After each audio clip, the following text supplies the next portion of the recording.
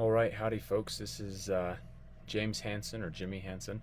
I'm the Libertarian nominee for U.S. Senate, running against Senator Mike Lee and his challenger, Evan McMullen, who I like to call GOP man number two. Tonight's broadcast, the topic is going to be water in the West. I'm going to try to make these on a nightly basis. We'll see how it goes.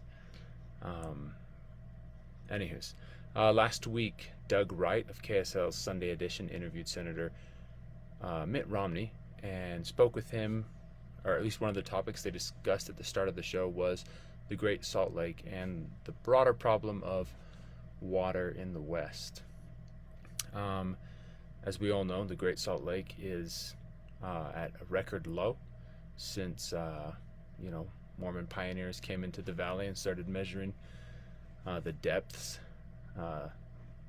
monthly or annual depth measurements of the lake, and they discussed, we know the issues around that, the toxic dust that's picking up because of exposed lake bed, and it's a bird migratory refuge point, and there's mineral extraction that takes place in the Great Salt Lake, so it's pretty important to Utah's economy, to the tune of,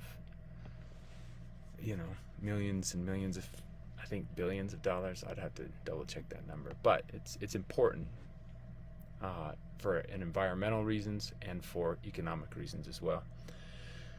And so Doug Wright asked Senator Romney, what are the solutions? What can we do? And Senator Romney echoes the proposed solutions. The recently passed infrastructure bill, which set aside $40 billion for water projects in the West, and I believe a little over $8 billion of that was earmarked specifically for dam infrastructure. New projects to create new reservoirs and update old reservoirs here in the western states, and he talked about a call to have the Army Corps of Engineers come in and do a study. How can we save the Great Salt Lake? The state of Utah, the state legislature of Utah, set aside $40 million to work towards this problem. Studying the issue and what can we do, like how can we save the Great Salt Lake? And the answer is staring us right in the face. Diversion. Water that would normally flow into the Great Salt Lake, every year more and more water is being diverted from that watershed and being used as irrigation water, and the majority of that, almost 90%, is agriculture,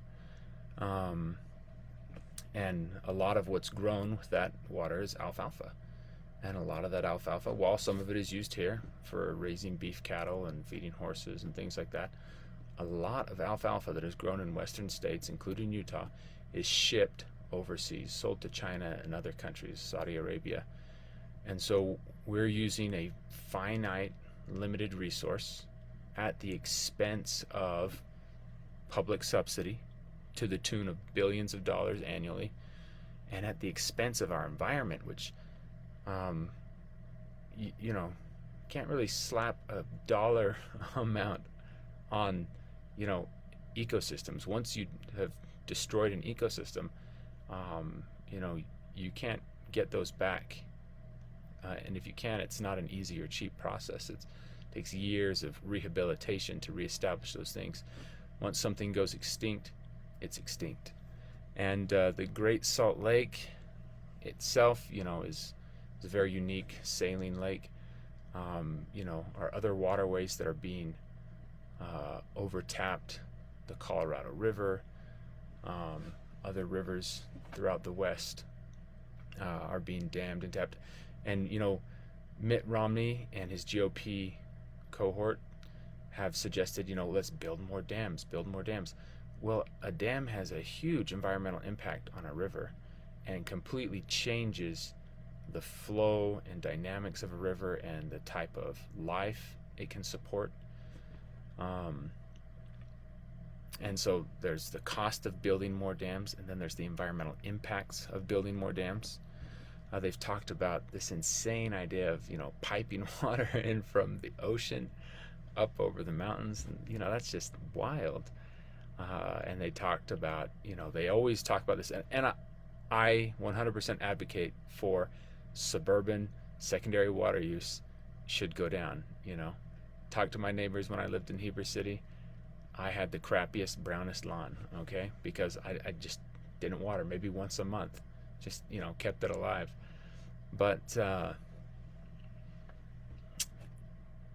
secondary water use in the suburbs accounts for 2.5 to 5% of state water use. And so even if everyone cut their water use in half, that's not a huge savings. The majority of water used in the western states is agriculture, 80 to 90% depending on the state.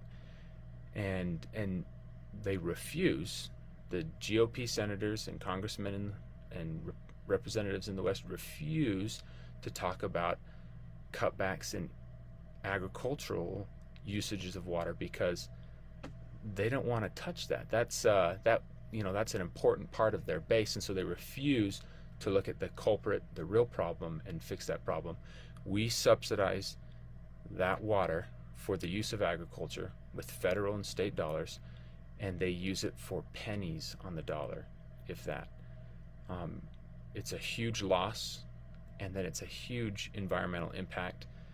And rather than look at the facts as they are, that there's not enough water to continue to grow crops and fields and fields and fields of alfalfa in the West. We don't have the water to do that. There's too much demand. And rather than just realize, we just have to end this fantasy of farming in the West and federally and state subsidized water that's just free, nearly free for farmers to use,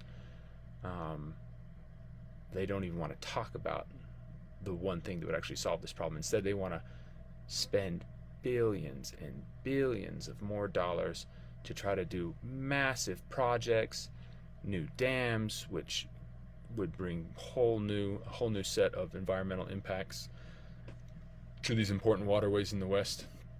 And we can't do that. It's insane. And so as the Libertarian nominee for U.S. Senate, my proposal would be that we don't continue to subsidize agricultural water in the West. We say, if you want to grow crops here in the West, that's absolutely fine, but you have to pay the cost of maintaining these reservoirs and these dams. You have to pay the cost of use. You have to pay the cost of the environmental impact.